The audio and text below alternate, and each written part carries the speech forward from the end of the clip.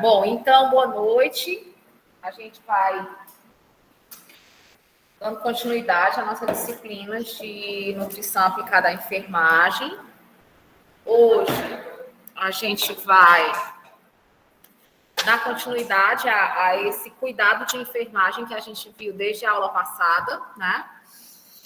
E aí, hoje, especificamente, a gente viu nas aulas anteriores a questão da nutrição por via oral, né? E a gente hoje vai já adentrar nos demais tipos de nutrição, né? Sobretudo a nutrição enteral, tá? E aí a gente já começa exatamente com a questão do conceito da indicação, né? A gente já viu em aulas anteriores que a nutrição enteral ela é indicada nos casos em que o paciente ele não está conseguindo, né, alimentar-se espontaneamente através de refeições normais, tá? Sobretudo quando não há alguma possibilidade de absorção gastrointestinal. E aí, dentre os tipos de nutrição, né, que a gente tem ditas como enteral, a gente tem basicamente 4 tipos, né? Desses 4 tipos, vocês deverão estranhar serem chamadas de nutrição enteral, mas a via de acesso seu estômago, né? Mas o objetivo maior, né? É exatamente dentre essas abordagens, né, dentre esses acessos diferentes, é realmente a questão da indicação, né, de cada uma delas, tá? A gente realiza a nutrição enteral por meio da passagem de sondas e essa administração através dessas sondas é feita ou por infusão contínua, né, com a utilização de um equipo, né, como a gente pode ver aqui nessa imagem, aqui abaixo, certo? Um equipo semelhante ao equipo de soro, mas ele é diferente. Ele é, sobretudo, é diferenciado pela cor, né? Ele tem a cor mais acolcheada, exatamente para uma tentativa de padronização da utilização dele para a administração das dietas, exatamente porque ele não contém um filtro que os equipos normais de drogas, de medicamentos, eles têm, tá? E ele é um pouco mais calibroso do que o equipo comum. E aí a gente tem, como eu falei, 4 vias de acesso, né? A gente tem a nasogástrica, que ela é chamada assim quando a introdução da sonda ocorre pelo nariz e o seu posicionamento é realizado no estômago. Esse tipo de sonda, eu já falei para vocês que ela não praticamente não se utiliza mais para a administração de nutrição, mas ela é muito utilizada para o esvaziamento gástrico, né, para o esvaziamento do estômago. Nós temos a nasoenteral, na qual também é introduzida pelo nariz, com posicionamento no duodeno ou jejuno. Esse posicionamento, ele é específico para a gente fazer a nutrição enteral, né? E uma outra abordagem é a sondagem orogástrica, tá?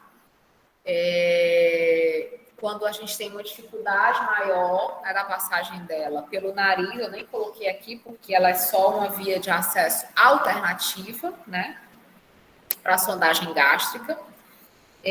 Quando a gente tem dificuldade na via de acesso pelo nariz, a gente faz a passagem dessa sonda pela boca, mas ela é realmente uma via alternativa porque ela estimula muito, né, o refluxo para náuseas e vômitos, tá? E a gente tem essas duas de baixo, que são a gastrostomia e a jejunostomia, né? A gastrostomia, a sonda ela vai ser colocada no estômago e ela vai ficar acessível através da parede do abdômen. Então, você vai fazer uma tomia, né, um corte no abdômen e vai introduzir essa sonda, e essa sonda vai conectar o estômago com o meio externo, tá? E a jejunostomia é o mesmo processo, só que a colocação da sonda ocorre no intestino. Aqui, essa imagem é bem complexa, porque ela tem todas essas abordagens que eu acabei de falar para vocês, né? A gente vai ter a sonda nasogástrica, né? Ela é introduzida através do nariz e ela finaliza no estômago. A gente tem a sonda orogástrica, que é essa lilazinha, que ela é introduzida via oral, via boca, e ela também finaliza no estômago, tá? Nós temos a sonda nasoentérica, tá? Que ela é introduzida no nariz e ela desce, né, até aproximar a posição, né, proximal do jejum, tá? Então, ela vai já adentrar aqui o intestino, certo?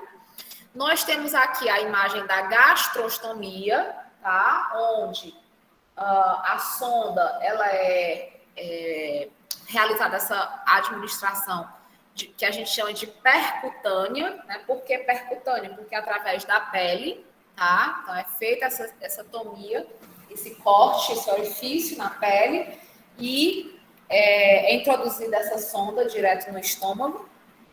E a gente tem a jejunostomia, né?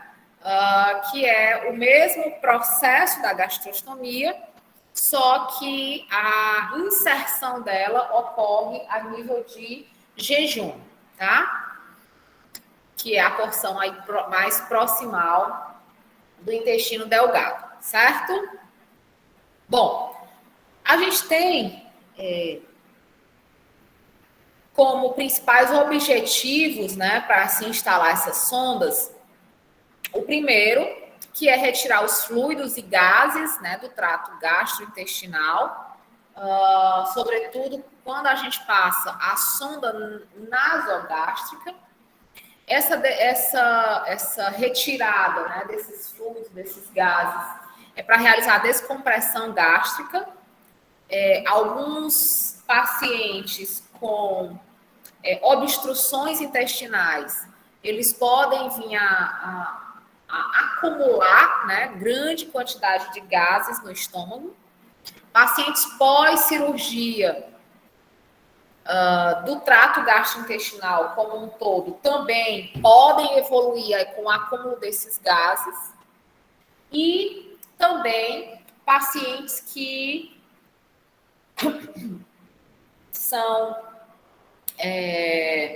têm contato, né, acidental ou proposital com algumas substâncias químicas, né, e aí essas substâncias químicas, elas também vão precisar ser retiradas do estômago, e se faz também através da sonda nasogástrica ou orogástrica.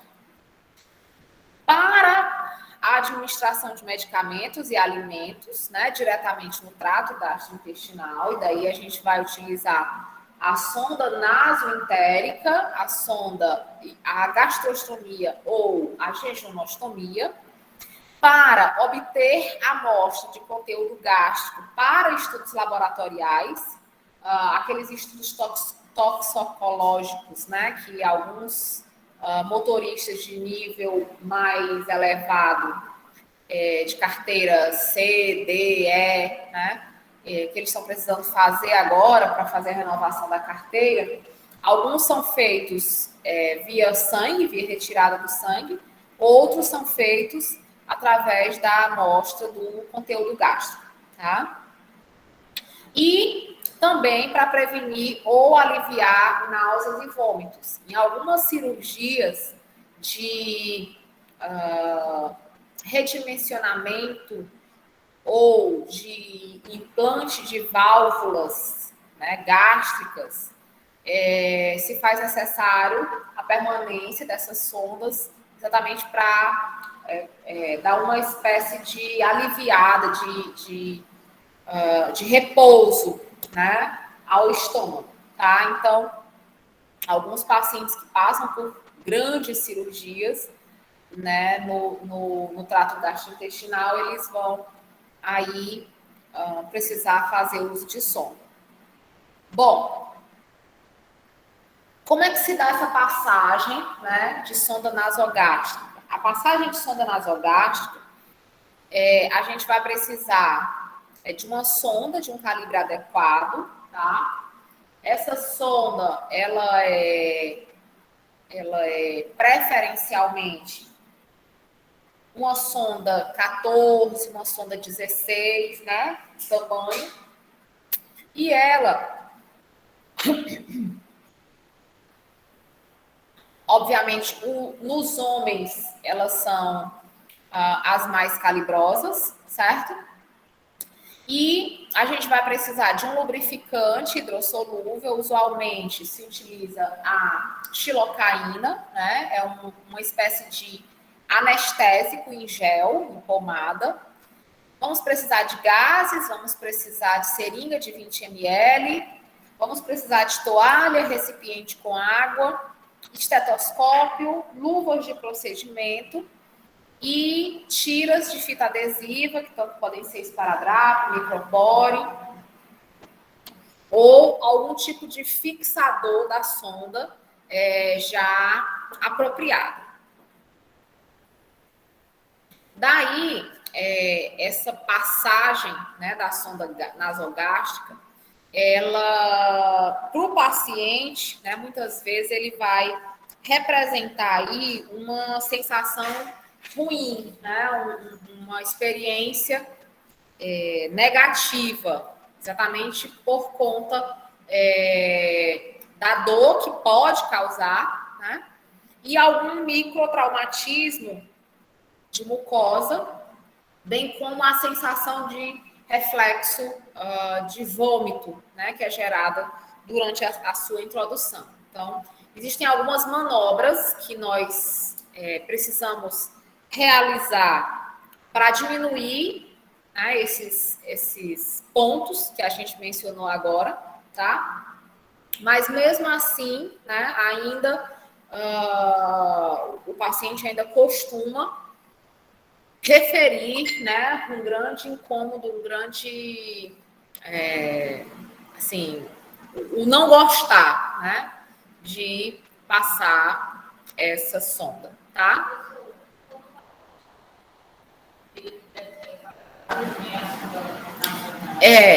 Quando o paciente está em coma, a gente também pode passar, e aí vai tudo depender do objetivo. Se o objetivo for só o alívio gástrico, né? A gente vai passar nasogástrico. Mas na grande maioria dos. Não, mas hoje eu não estou na coordenação, não, Flor. Eu fico lá terça e quarta. Vamos pegar no plachado. Pronto, daqui a pouco a professora Roberlândia chega lá. Viu? Nada. E aí,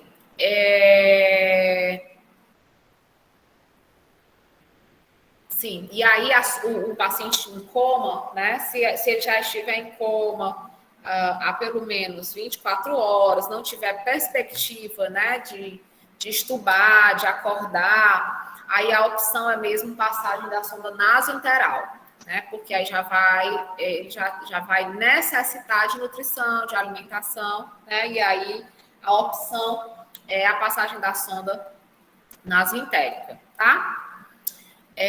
Como eu estava falando, para minimizar, né, o sofrimento, a gente vai, obviamente, primeira coisa, orientá-lo, né, sobre essa passagem dessa sonda, bem como as etapas que a gente vai precisar do auxílio dele. Né? A gente vai precisar que ele, em dado momento, haja uma curvatura, né, haja uma flexão aqui do pescoço.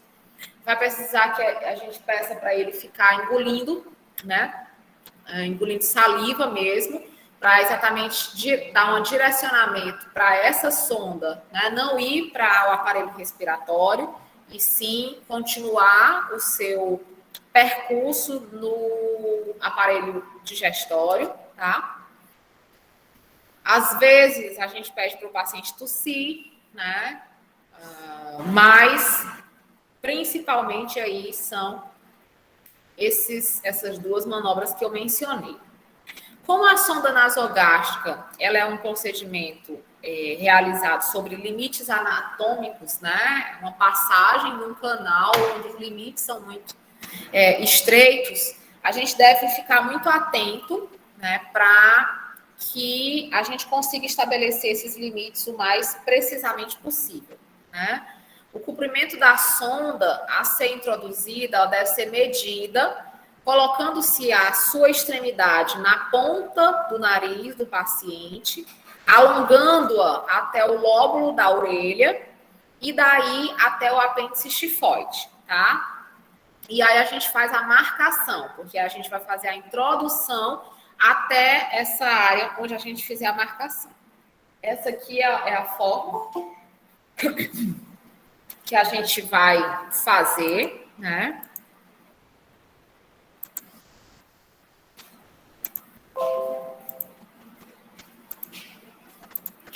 Tá? A gente vai mensurar o tamanho que eu vou introduzir dessa sonda. Eu vou medir, né? Da ponta do nariz até o lóbulo da orelha e do lóbulo da orelha até a localização do apêndice xifoide, tá? E aí eu vou marcar essa sonda e aí esse vai ser o tanto que eu vou introduzir no meu paciente, tá bom? Então eu marco ela aqui fora, né? Na parte onde vai ficar fora, para exatamente a gente ter essa noção, né, de até o máximo que eu vou poder fazer essa inserção. E aí, exatamente essa medida, ela vai dar esse tamanho aqui, tá? Percurso do nariz, né? Orofaringe, faringe, laringe, esôfago e estômago, certo?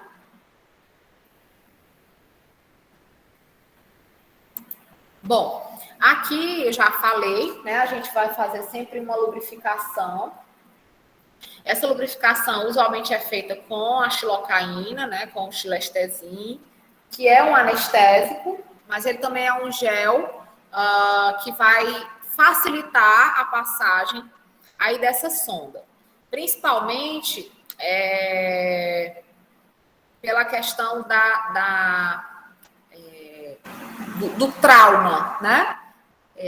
Quanto mais lubrificada essa sonda esteja, melhor, né? Menos incômodo o paciente vai sentir, certo?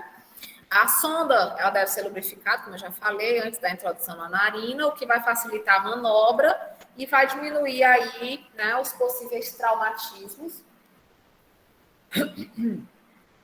Exatamente porque ele diminui o atrito, né? Lubrificada, ela desliza mais facilmente através do trato gastrointestinal. Ela vai ser introduzida aberta, tá, gente? Ela tem um dispositivo na pontinha que vai fazer essa regulação de fechar e de abrir essa sonda. Então, a gente vai, no momento da introdução da sonda nasogástrica, a gente vai fazer com ela aberta. Por quê? Tanto para permitir, né, a saída de algum conteúdo gástrico que esteja, né, em maior evidência, como também do próprio ar, dos gases, né, que estavam lá presentes dentro do estômago. A realização da sondagem nasogástrica deve ser feita com o paciente sentado, né, ou em decúbito elevado, para prevenir que haja aspiração do conteúdo gástrico, caso no momento da inserção da passagem haja o estímulo para vômitos, né, e esse paciente possa vir a vomitar e aspirar, tá? Então, por isso que é importante que ele esteja sentado ou com decúbito elevado. A sonda nasogástrica, a posição, né, de flexão da cabeça, ela vai reduzir que haja uma penetração na traqueia, né? E para passar a sonda do esfíncter cricofaríngeo para o esôfago, solicitar ao paciente para que ele degluta, o que vai facilitar a progressão no tubo digestivo, tá? Então, ó, aqui nessa imagem ele mostra alguns pontos, né, que eu vou ter uma maior dificuldade de inserção dessa sonda. O primeiro é logo aqui na narina, né, que ele vai ter que fazer a curva, né, tem que fazer essa dobra, e aí a gente, não sei se vocês conseguem ver, né, e aí, mas vocês se lembram da anatomia, bem aqui eu tenho um ponto onde ele pode subir, né, e se, de certa forma, se prender um pouquinho, que é uma dessas fossas aqui existentes, tá? Então, essa primeira curva, eu já tenho que fazer uma introdução, né, tentando empurrar essa ponta para baixo. Depois, né, eu vou ter um estreitamento, né, aqui da passagem, que bem na base do crânio, né, os ossos aí bem da base do crânio, com a região mesmo palatar, e eu vou ter essa dificuldade. E por último, né, ainda mais a nível superior, eu vou ter a dificuldade aqui na região, né, de passagem de separação, né, aí do esôfago e da laringe, né?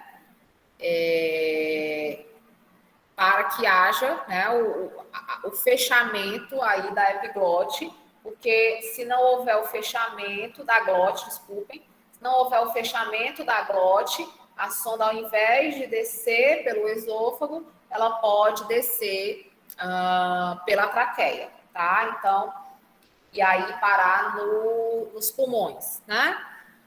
Professora, isso é comum? Eu não diria comum, mas acontece, né? Acontece.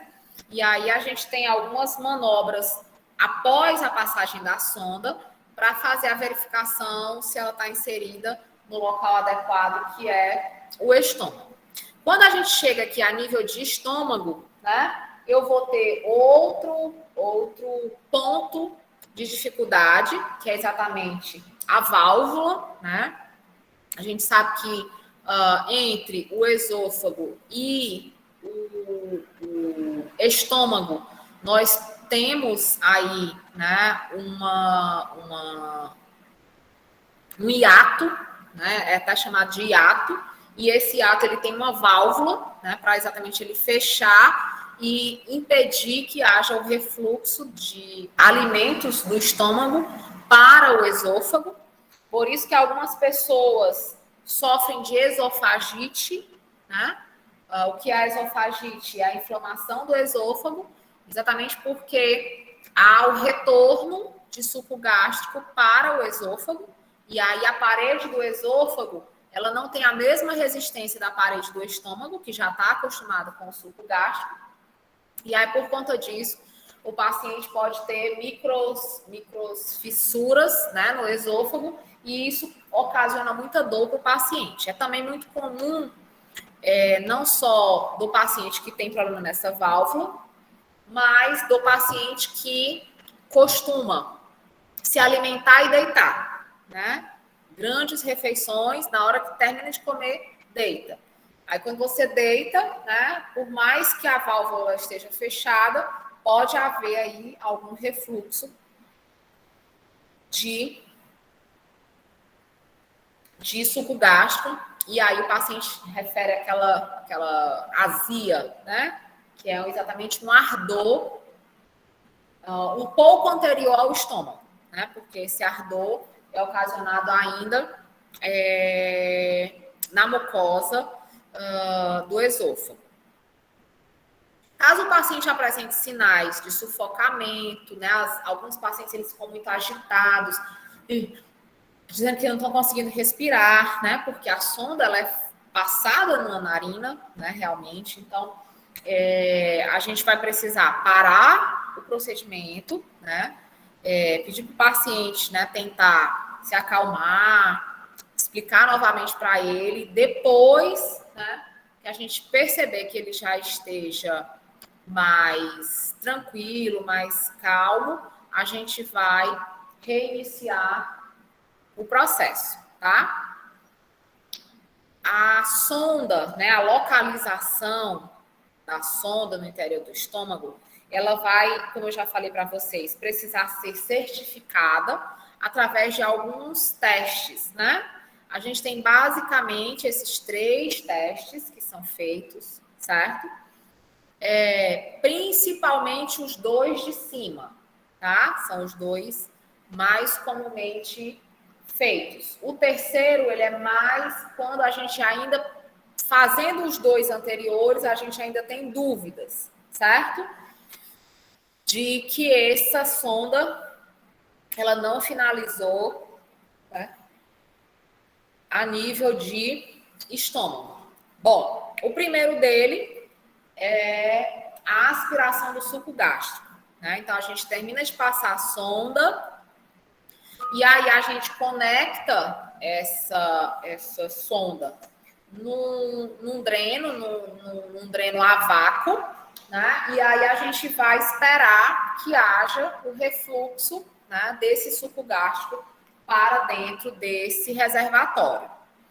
O que acontece? Por vezes, alguns pacientes eles não estão com um grande volume de suco gástrico nesse momento, então isso inviabiliza, né, o teste, tá? Então a gente vai para o outro teste, que é utilizando uma seringa de 10 ml, né? A gente aspira a seringa com ar mesmo e conecta na ponta da sonda.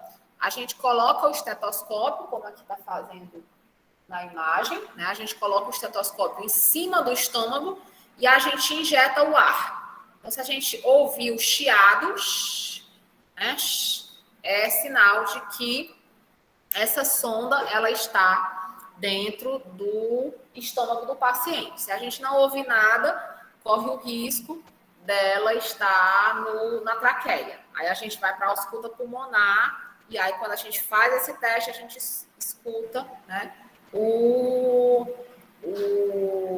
chiado, esse som, né, do ar chegando a nível de pulmão.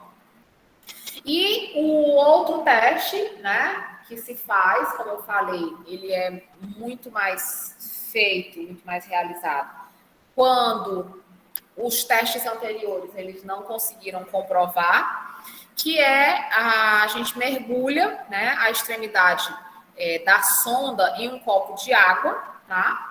E isso numa posição abaixo da altura da sonda, tá? E se borbulhar, né, a sonda provavelmente vai estar nas vias aéreas respiratórias. E aí a gente tem que tirar imediatamente essa sonda de lá. Hoje em dia, gente, como eu falei já para vocês, a sonda gástrica, né, nasogástrica, ela não é mais utilizada para a administração de dietas, então a gente tem uma complicação menor, né? Porque antes a gente tinha muito erro, muito erro de passagem da sonda, não se fazia os testes, administrava a nutrição e aí esse paciente morria com pneumonia, né? Não aspirativa, mas com a pneumonia mesmo por jogar alimento, nutrição dentro dos pulmões. Né? Os pulmões, eles não suportam isso, né? Então, você gerava aí uma grave pneumonia, né? E pneumonia brônquica, né? Exatamente porque os brônquios, eles iam se encher desses alimentos, tá? Hoje, né, a gente tem esse risco, ele é diminuído, tá? E esse risco, ele ainda ocorre na sonda nasentérica, que a gente vai ver agora em seguida. Bom, a gente tem formas de fazer a fixação dessa sonda, tá? A sonda, ela precisa ser bem fixada, né? Ela precisa estar bem segura, essa fixação. Porque, como a gente viu, a gente vai fazer a medida, né, de inserção da sonda, e depois que eu fizer essa medida, eu não vou mais, eu não posso introduzir para além daquela medida que a gente fez, né, do nariz, para o lobo da orelha, para o apêndice tifoide. Só posso introduzir até ali, tá? Essa fixação, ela não pode ter compressão, né? E também precisa ser de uma forma que evite a irritação ou a lesão cutânea, tá? Então, hoje, né, você já tem muitos modelos como esses de fixação, né? São curativos próprios para fazer essa fixação, tá? Bem resistentes, que duram aí em torno de 7 dias de fixação, né? Mas, caso eu não tenha, né, esse tipo de curativo, eu vou precisar fazer curativo mesmo com esparadrapo, com micropore, tá? De forma que essa sonda, ela não venha a nem dobrar, né, nem obstruir, e também ela não venha a lesionar a pele do rosto do paciente. E também não pode haver, né, a saída dessa sonda. Esse tipo de fixação, né, quando eu tenho nutrição administrada, e aí, gente, esse tipo de curativo, né, esses dois tipos de curativos, eu posso usar tanto na sonda nasogástrica como na sonda nasoentérica, tá? Isso independe, tá? Já essa primeira imagem que vocês estão vendo, esse tipo de fixação segurando aqui por trás da orelha, eu tenho que ter dois cuidados, né? Um é lesionar, né, essa bifurcaçãozinha aqui da orelha, né? Quem usa óculos sabe que é uma região muito sensível. Agora, quem também usa máscara, né, assim, nesse formato, também sabe que é uma região muito sensível. E a segunda coisa é quando a sonda ela for para eliminação, né? Quando eu subo, né, e eu deixo o reservatório tendo que fazer essa volta todinha, eu posso diminuir essa drenagem, eu posso diminuir essa quantidade, né? Porque eu já tenho a subida dela aqui, né? Ela sobe do estômago, vem todo esse percurso e ainda subo mais para poder descer. Então, pode ser que isso impeça essa eliminação do conteúdo gástrico, tá? Mas na sondagem nasoentérica para alimentação, ela é tranquila, mesmo só a questão da lesão da orelha. Bom, o volume, né, e o aspecto do conteúdo drenado pela sonda aberta deve ser anotado, pois permite avaliar a retirada ou manutenção da mesma e também detecta anormalidades, né? Então, as características, o volume, né, eu vou precisar registrar tudo. Por quê, gente? Enfermagem é um trabalho contínuo, certo? A gente passa plantão, a gente, né, dá continuidade ao serviço do colega que foi embora. Então, Por conta disso, a gente precisa registrar tudo. De manhã, a Dayane verificou, tinha 500 ml de volume, por exemplo, e tinha era um líquido de aspecto cor de café, né? Quando eu chego para dar o plantão hoje à tarde, eu vejo que nas últimas 6 horas, né, já drenou só 100 ml e já foi uma secreção cor, né, mais translúcida, já mais transparente, né, como se fosse um chá. Né? Então, isso faz a diferença. A gente vai acompanhando essa evolução até decidir por retirar, né, essa sonda por completo. Bom, sempre que possível, né, orientar o paciente a manter-se predominantemente em decúbito elevado para evitar a ocorrência de refluxo gastroesofágico durante o período em que esse paciente permanecer com a sonda, né? Então, o ideal é que ele fique sempre com a cabeceira mais elevada. E a sonda, né, nasogástrica, como eu já falei para vocês, que é indicada para o esvaziamento gástrico, ela deve ser mantida aberta e conectada a um sistema de drenagem, né? E se não houver a drenagem e o paciente apresentar náuseas, vômitos, distensão abdominal, indica-se aspirar a sonda suavemente com uma seringa, pois essa sonda ela pode estar obstruída, certo? Então, por mais calibrosa que ela seja, pode haver essa oclusão, e aí esse paciente ficar sem drenar nada por um período de tempo, ou apresentar esses sinais de náuseas, vômitos, é necessário a gente fazer essa aspiração para tentar, né, fazer a desobstrução dessa sonda. Isso no caso da sonda nasogástrica, tá? Ainda na sonda nasogástrica, né, é comum que o paciente com a sonda ele respire pela boca, né? Porque ele vai estar com uma narina praticamente totalmente obstruída por conta da sonda. E a outra, ele passa a não achar que ela seja suficiente, né, para o seu processo de respiração. Então, ele fica respirando pela boca, o que pode provocar ressecamento nos lábios, né, algumas fissuras. E outra coisa que é importante é que haja aí a higienização oral e a lubrificação dos lábios, né, pelo menos umas 3 vezes ao dia, o que vai promover, né, o conforto, evitar a infecção, evitar uma halitose, o ressecamento da mucosa oral, tá? Então, dá sempre essa umidificada nos lábios, com um pouquinho de umidificação também para a boca, né? Sobretudo o paciente com sonda que estiver respirando pela boca. Então, vai ficar o tempo todo com a boca aberta, vai haver esse ressecamento de mucosa.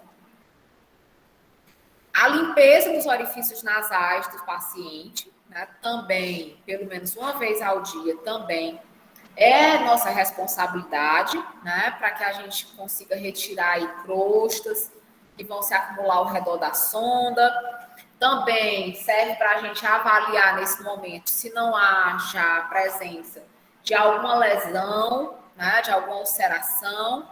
E o profissional de enfermagem ele deve inspecionar o local e manter a sonda livre de pressão sobre a mucosa, tá?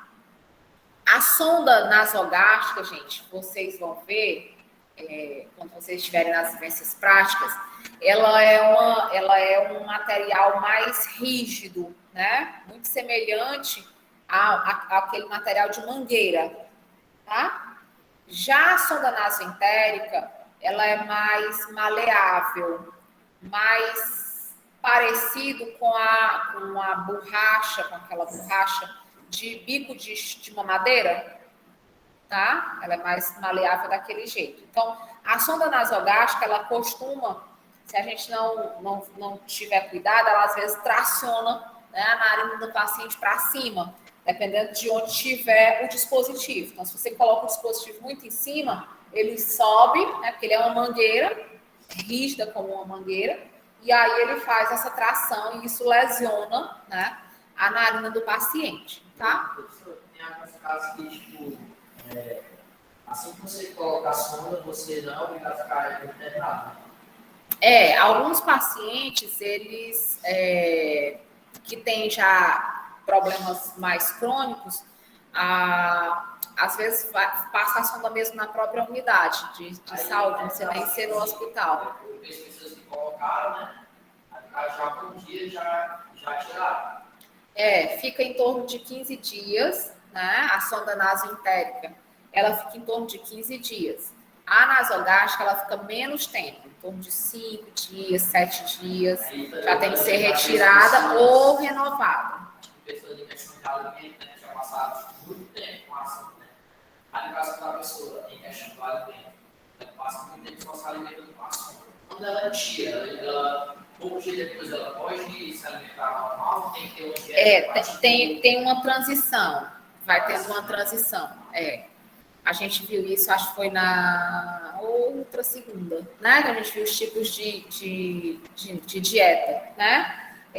Branda, líquida, então vai tendo essa transição, né? Ele estava em dieta por via oral, em dieta zero, né? E aí você vai fazendo essa transição. Tem até um teste que quem faz são os fonoaudiólogos, né? Em UTIs, em unidade de terapia intensiva, tem fonoaudiólogo, né? E aí ele junto com o nutricionista, ele faz o que a gente chama de teste de prova, né? Que é exatamente para ver se o paciente ele já está conseguindo deglutir.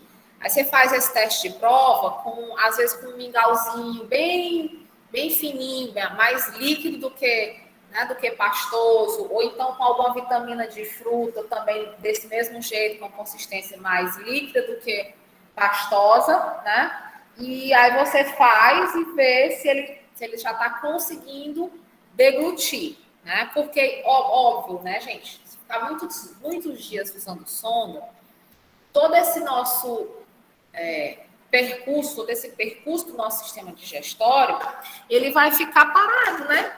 Porque hoje a gente se alimenta todo dia, né? Na hora que a gente começa aqui, até engolindo saliva, o nosso trato todinho, ele vai fazendo todos aqueles mecanismos, as manobras, né, os movimentos peristálticos para empurrando isso para continuar o caminho, né? Quando a gente está com a sonda, não tem esse estímulo, né? Então, por conta de não ter o estímulo, aí sim, viu? A gente vai precisar fazer essa transição, né? E iniciando aos poucos, introduzindo aos poucos essa dieta por via oral novamente, tá? Bom, aqui é uma sonda, né? Uma sonda nasogástrica. Quando a gente vai retirá-la, aí a gente vai retirar, gente, com ela fechada, né? Lembra que eu falei que na introdução a gente introduz com ela aberta para saírem os gases, para já sair algum líquido. Quando a gente vai retirar, é o inverso. A gente fecha essa pontinha aqui, ó. Tá? Essa aqui é uma tampinha. A gente fecha a tampinha e às vezes até dá uma dobradinha, uma pincelada assim, uma pinçadazinha nela para exatamente garantir que ela está fechada. Por que, professor, que a gente retira ela fechada?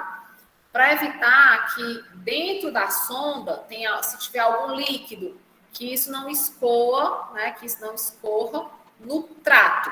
Por quê? Como eu falei, acabei de falar para vocês, o esôfago, por exemplo, ele já não tem a mesma proteção contra o suco gástrico que o estômago tem. Então, se eu deixar cair suco gástrico no esôfago, esse paciente vai irritar, né, o esôfago. Porque o suco gástrico, gente, ele é um ácido.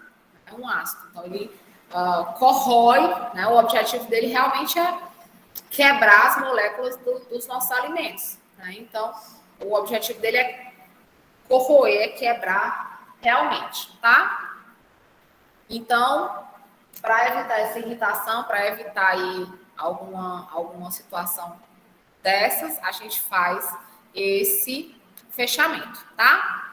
Esse trabalho pode ser tirado pelo médico, enfermeiro ou técnico. A sonda nasogástrica, ela só pode ser passada pelo enfermeiro e a sua retirada, o ideal é que também ocorra pelo enfermeiro, né? Mas não é privativo do enfermeiro a retirada. Privativo do enfermeiro a instalação, tá? Então o técnico ele pode sim retirar, mas eu aconselho a vocês, né? Vocês enquanto enfermeiros, mesmo que vocês deleguem para um técnico fazer, que vocês façam aí o acompanhamento de perto, a supervisão, né? Para que não haja, por exemplo, um tipo de situação, né, como esse, tá bom? Ok, sonda nasogástrica, entendido, tranquilo. Bom, então, vamos lá, sonda nasoentérica, né? A sonda nasoentérica, ela é a introdução de uma sonda, também por via nasal, até a porção pós-pilórica, né? Ou seja, ela vai atravessar o estômago e vai já cair ali a nível de terço proximal do intestino. Deve ser realizada por médico ou enfermeiro, tá? Já a sondagem nasoentérica, ela pode, inclusive, ser passada por médico. Eu, particularmente, nunca vi nenhum médico passar, mas, em hipótese alguma, né, o técnico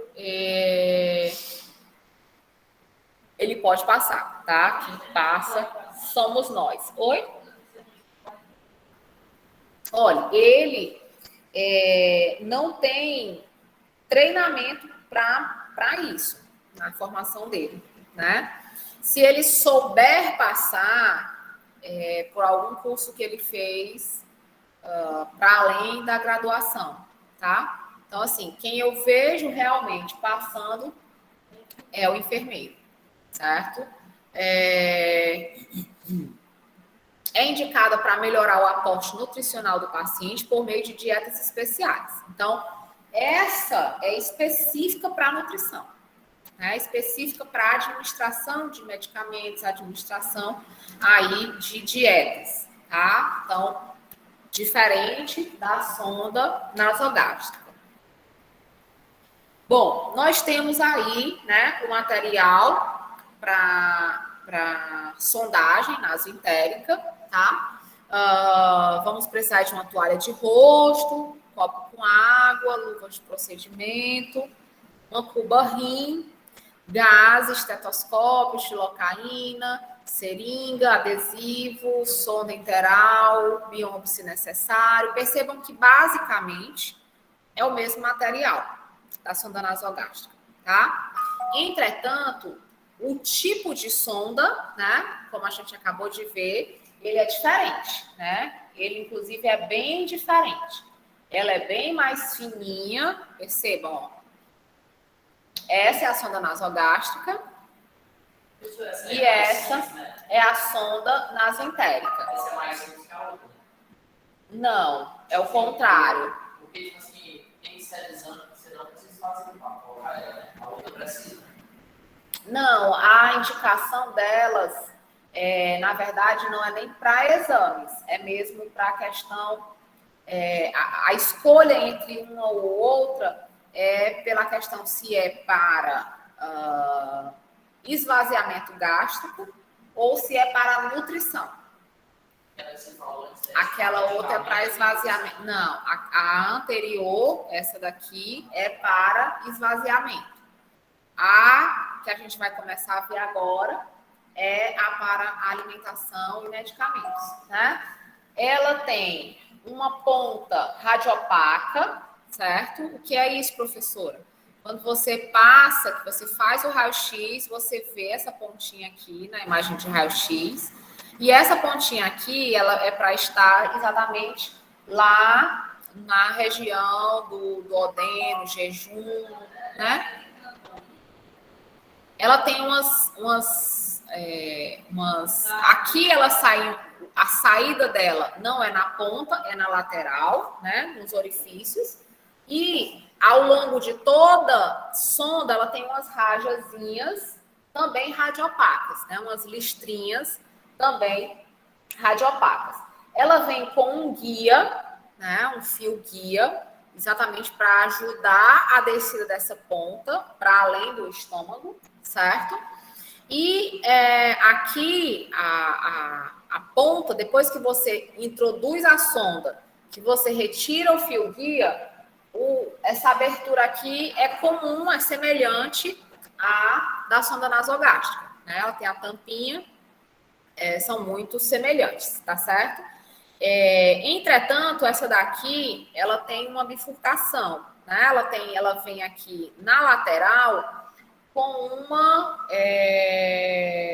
uma outra entrada para facilitar a inserção, a administração de medicamentos, né? Então, na maioria das vezes a gente deixa uma via para administração de medicamentos que são de absorção entérica, tá, gente? A gente não vai fazer medicamento que é endovenoso, que tem que ser feito na veia, lá na sonda, não. Aqui a gente vai fazer essa administração desse medicamento com a seringa? Sim.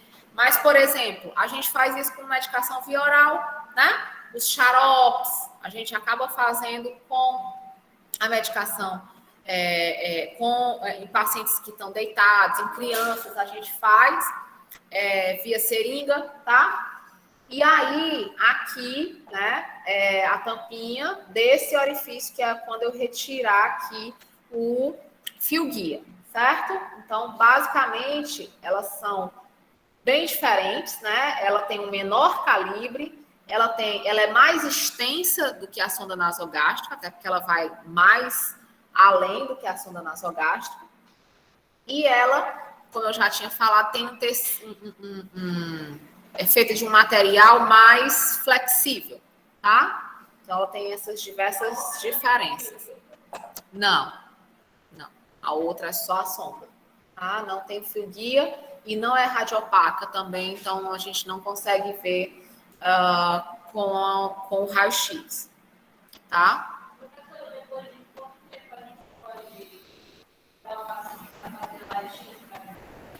Em seguida, a gente só pode liberar a nutrição depois que fizer o raio-x, para ter a certeza, tá?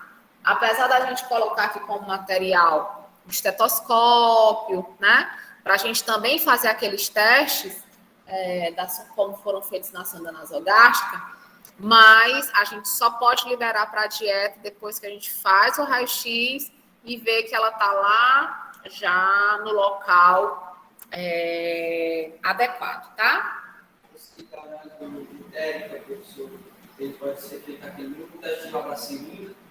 Pode, a gente faz, né? Mas ele não tem tanta eficácia como o do estômago, né? Porque é muito comum a gente já ter ruídos, né, hidroaéreos a nível de intestino, entende? Então, como a gente já tem esses ruídos, quando a gente faz essa injeção, a gente pode ser que a gente não consiga fazer essa ausculta, né, e aí a gente vai ficar na dúvida. Então, por isso que o padrão mesmo é a realização do raio-x, tá?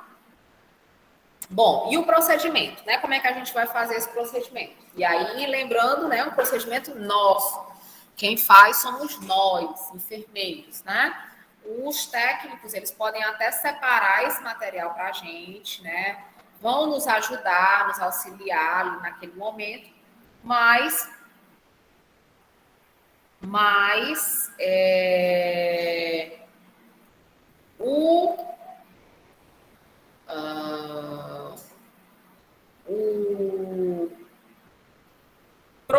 procedimento em si, quem vai fazer somos nós, tá? Então, a gente vai reunir o material, higienizar as mãos, né? Explicar o procedimento ao paciente, elevar a cabeceira em decúbito de Fowler ou semi-Fowler. Vamos proteger o tórax do paciente com a toalha. A medida da sonda é a mesma, tá, gente? Tanto faz nasogástrica como nasoentérica. Entretanto, na nasoentérica, a medida que era até o apêndice tifoide vai até a cicatriz umbilical. Exatamente o tamanho, né, que ele vai descer para além do estômago, tá certo? O apêndice tifoide é o último do externo, né? O externo é esse osso que une, né, o gradado intercostal, as costelas, e aí bem no finalzinho a gente tem uma pontinha de osso, né, que é o apêndice tifoide que fica localizado no externo. Então, a medida da sonda nasogástrica, né, ponta do nariz, lobo da orelha, apêndice tifoide. A medida da nasoentérica, ponta do nariz, lobo da orelha, cicatriz umbilical, certo? A gente marca também essa medida, né, esse tamanho, para que a gente não ultrapasse, né, esse tamanho, essa marca. Calçar luva de procedimento.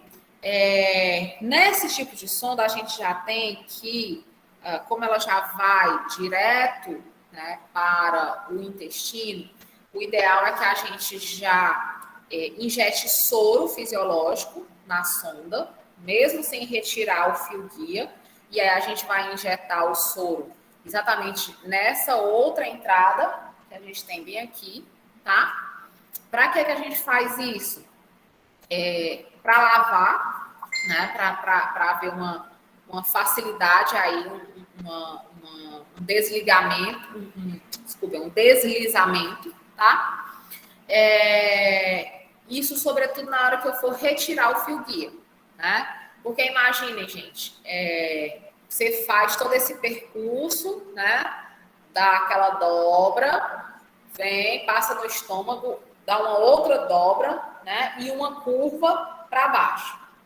Então, depois, para você conseguir retirar esse fio guia, ele estando sem nenhum tipo de lubrificação, vai ser muito mais difícil. Então, por isso que a gente faz essa introdução desse soro, para quando a gente for retirar o fio guia, ficar mais fácil.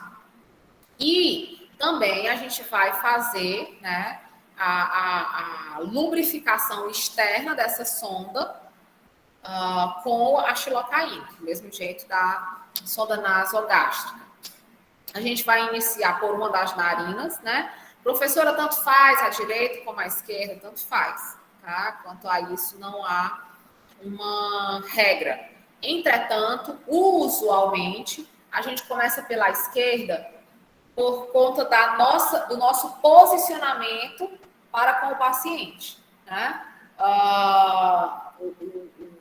A nossa posição, a gente usualmente vai fazer essa sondagem do lado direito do paciente. O paciente está aqui no decúbito, eu estou aqui, né? E eu vou passar essa sonda. Então, por um posicionamento nosso com relação ao paciente, usualmente a gente opta pela narina esquerda, tá? A gente vai orientar o paciente que ele fique respirando pela boca para facilitar a introdução da sonda, observar possíveis sinais de cianose ou desconforto, né? Se o paciente ficar cianótico, meio desorientado, com aquela sensação de sufocamento novamente, a gente precisa retirar a sonda, parar o procedimento, né? Acalmar o paciente, depois reiniciar novamente. Colocar o paciente em decúbito lateral direito, né? Para que possa favorecer a peristalse gástrica, o que ajudará na progressão da sonda até próxima à válvula pilórica. Retirar o fio guia, verificar se a sonda está localizada no estômago, né, realizando os testes já abordados, e aí a gente vai fechar essa sonda, né, tá? Aqui a gente vai testar se ela está no estômago, porque não é para ela estar no estômago, certo? Então a gente vai fazer aquela ausculta. Então, se ela estiver no estômago, eu vou reintroduzir o fio guia e vou de novo tentar fazer com que ela desça, né, mais um pouco. Fixar a sonda, né, sem causar o desconforto visual, e retirar as luvas, higienizar as mãos e fazer as anotações de enfermagem. O médico ou o enfermeiro devem solicitar o raio-x abdominal para verificar o posicionamento da sonda, que só deverá confirmar-se pós-pilórica antes, né, de administrar a dieta. Ou seja, eu só libero dieta depois que eu confirmo que ela está pós-pilórica, tá?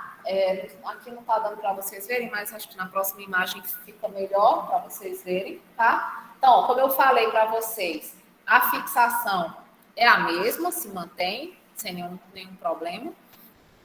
E a sonda, né, ela estando no estômago, ó, ela finaliza aqui no estômago, e a nossa sonda agora, ela vem até o intestino. Então, ela vai dar essa volta aqui por trás do intestino grosso, né, entrando, descendo no terço proximal do intestino delgado, tá? Então, aí é que ela vai parar, ela vai, né, até aí. E aí, né, a partir de então, quando a gente confirma que a sonda está no local correto, é que a gente vai para a administração da dieta enteral, tá? A dieta, ela pode ser administrada por 2 métodos, como a gente já viu, né, que é o intermitente e o contínuo. O intermitente, lembrando a vocês, é aquele que eu vou fazer de horário. Então, por exemplo, eu vou fazer 250 ml de 6 em 6 horas. Então, vou lá, coloco os 250 ml, corre, daqui a 6 horas de novo, daqui a 6 horas de novo. Já o contínuo, gente, ele vem, ele fica lá de forma contínua, né? A infusão, na grande maioria das vezes, é por bomba de infusão. E os frascos, eles vêm para dietas de 24 horas. Né? E aí você administra, faz uma programação de volume, né? Essa programação de volume, usualmente, é uma discussão, no bom sentido, né, entre médico e nutricionista, com relação a quantos ml por hora vão ser administrados, tá? Aqui eu já falei, né, que na administração intermitente o volume vai ser administrado em horários, né, no decorrer do dia. E a introdução da alimentação, ela pode ser feita com uma seringa, tá? Quando eu requero um fluxo mais lento, para evitar a ocorrência de náusea, diarreia, aspiração, distensão, cólica. Usualmente, gente, quando o paciente já vem há vários dias sem se alimentar, e aí você faz a passagem de uma sonda nasoentérica, as primeiras dietas, usualmente, elas são feitas via seringa, tá? Para exatamente ir introduzindo aos poucos, né? De forma bem lenta e progressiva. A administração da dieta enteral contínua, ela pode ser feita por meio do gotejamento gravitacional ou por meio de um controle, né, de gotejamento mais rigoroso, que é utilizando a bomba de infusão. É mais indicada, né, quando as sondas enterais, nasoenterais, haja visto que o duodeno e o jejum, eles são mais sensíveis a essa questão de grandes concentrações e volumes do que o estômago. A administração da dieta, né, é esse o posicionamento do nosso paciente, tá? Quando a administração é contínua, certo? E o ideal é que a cabeceira do paciente ela esteja semi-levantada, né? Ou seja, pelo menos que a gente coloque um travesseiro ou algum ângulo né, na cabeceira da cama desse paciente.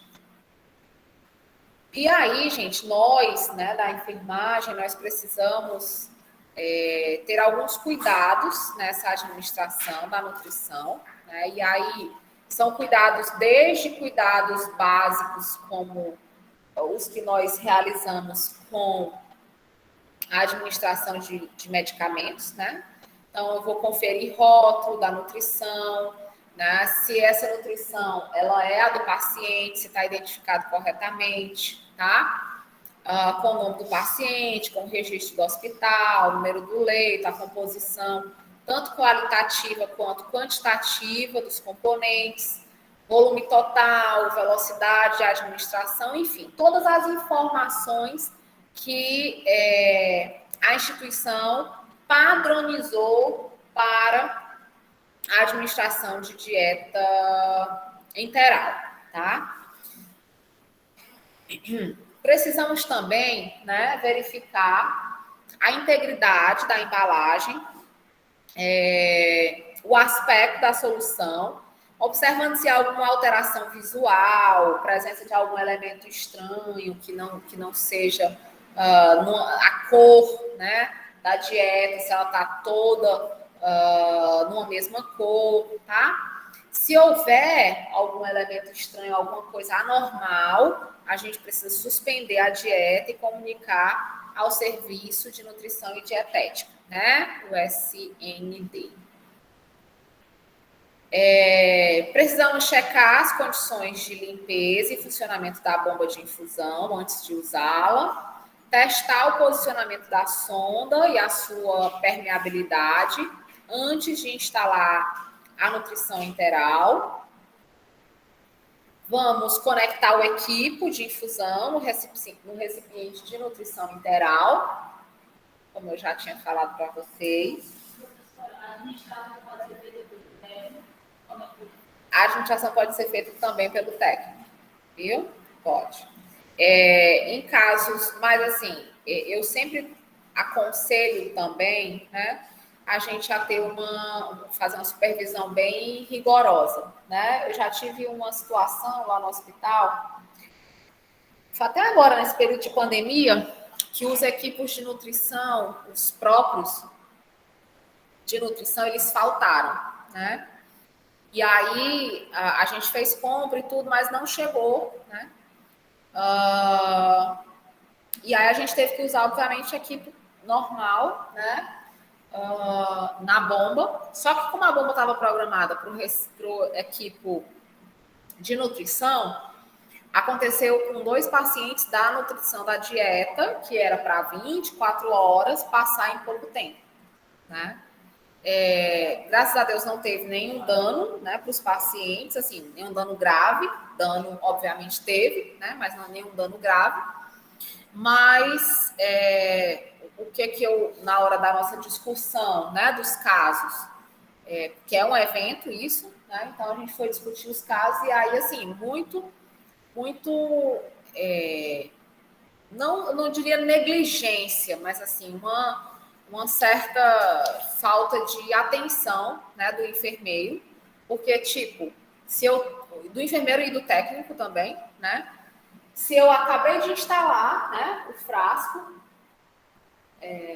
de dieta, que vai durar 24 horas, né, e aí uma hora depois, eu passo, olho e o frasco tá pela metade, né, por exemplo.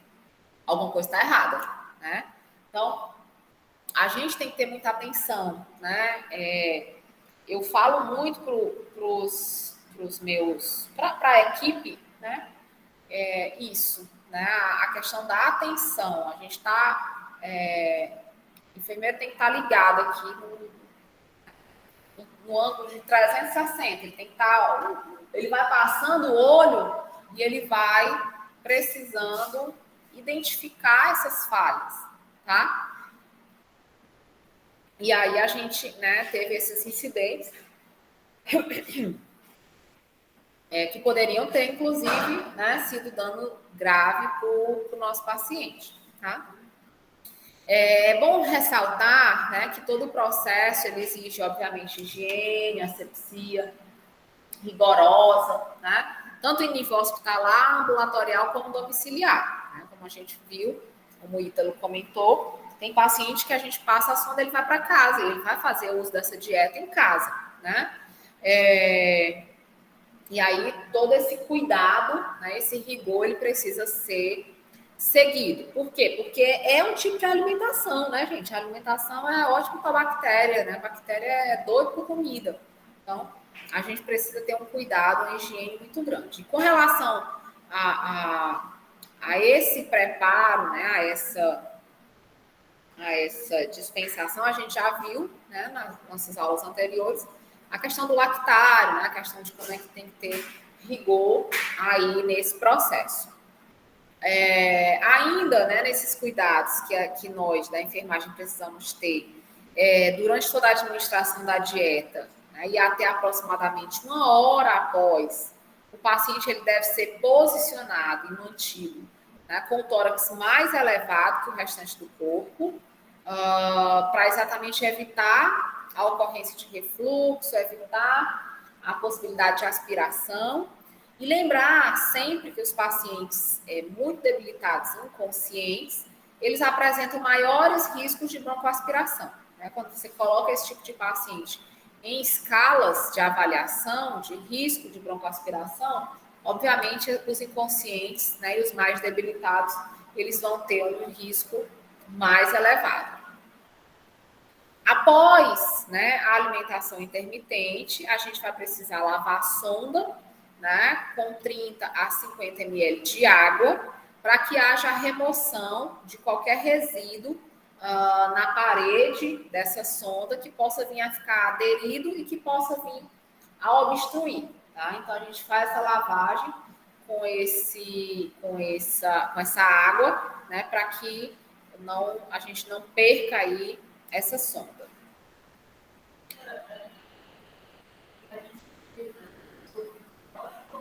Aqui é água mesmo.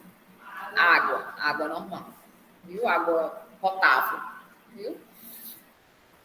O controle, naquela hora a gente usa o soro fisiológico, mesmo pela questão da lubrificação na hora da retirada do guio, tá? Mas aqui é água normal.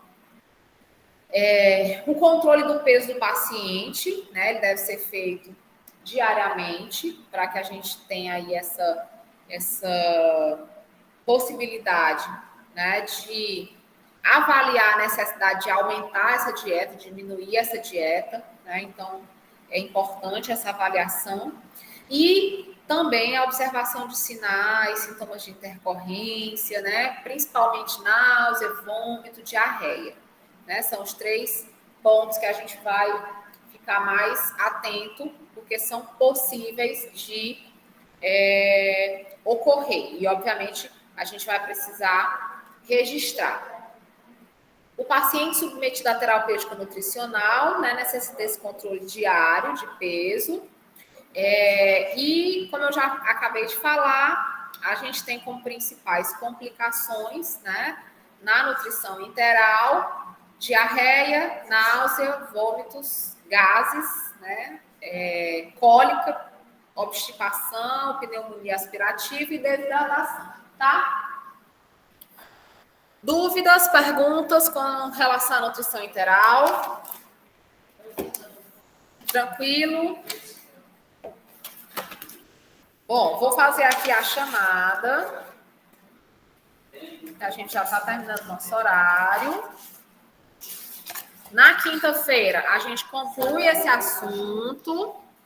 E na segunda-feira é a nossa prova, não é isso? Dia 13, que eu tinha falado para vocês.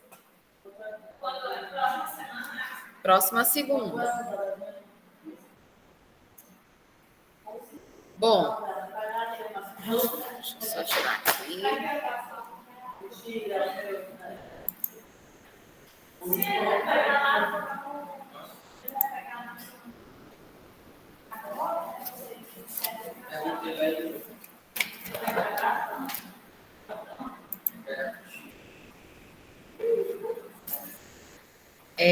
Ana Kelly, Presente, professora. Camille, Caroline, Crícia, Presente. Daiane, Stephanie, ela estava. Ítalo Moura, Jeane, Jones, Jordão, José Roberto, Joyce, professor.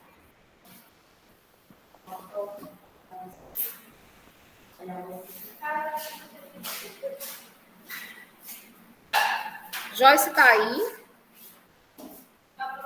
Tchau, querida. Até segunda, até quinta. Karina, Tatiana, Presente, professor. Larissa, Laiane, Lore,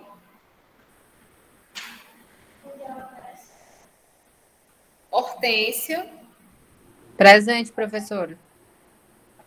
Vanessa está aqui, Marielle, Presente.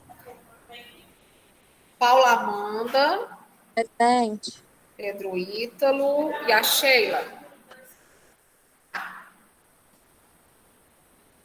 Isso, viu, Jones? Nossa prova nossa AP3 é na segunda-feira, tá?